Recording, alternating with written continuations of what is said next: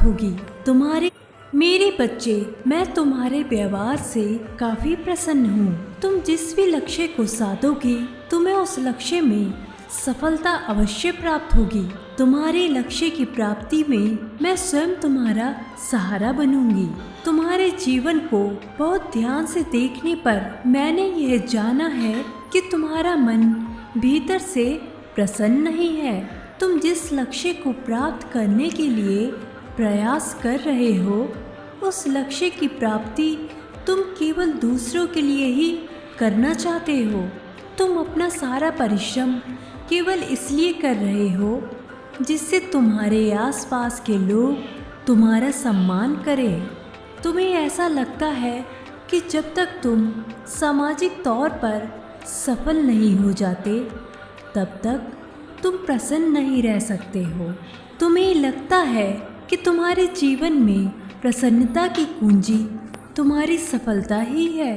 तुम अपनी प्रसन्नता के लिए कार्य करने के बजाय दूसरों के सामने अपने सम्मान के लिए कार्य करने लगे हुए हो। तुम्हें यह समझना चाहिए कि तुम्हारे जीवन की प्रसन्नता तुम्हारी सफलता नहीं, बल्कि तुम्हारी सफलता तुम्हारे प्रसन्नता पर निर्भर करती है। जब तक तुम अपने पूर्ण मन से प्रसन्न और संतुष्ट नहीं रहोगी, तब तक तुम सफल नहीं हो सकते। तुम्हारी प्रसन्नता तुम्हारे लिए कार्यों में साफ तौर पर दिखाई देती है। यदि तुम प्रसन्नचित होकर किसी कार्य को करते हो, तब उस कार्य को सफल होने से कोई भी नहीं रोक सकता। तुम्हें अपने मन को अच्छी तरह से खंगालना होगा और पता करना होगा कि आखिर तुम्हारे लिए सफलता क्या है। क्या सफलता दूसरों के सामने सम्मान प्राप्त करना है, या फिर तुम्हारे मन की प्रसन्नता ही तुम्हारी सफलता है?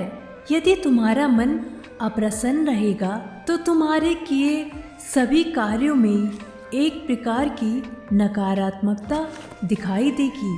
भले ही तुम्हारा कार्य पूर्ण क्यों न हो जाए, परंतु यह नकारात्मकता दूसरों को तुमसे दूर ले जाएगी। इसके कारण तुम्हारे आत्मविश्वास में भी कमी आएगी। तुम्हें सदैव उन कार्य को करने में अपना ध्यान लगाना चाहिए जिन कार्यों से तुम्हारे मन को प्रसन्नता प्राप्त होती है। तुम्हें अपनी दिलचस्पी के अनुसार ही कार्य करने चाहिए, क्योंकि उन कार्यों को करने में तुम्हें सफलता भले ही थोड़े समय बाद प्राप्त हो, परंतु प्रसन्नता तुरंत प्राप्त होती है।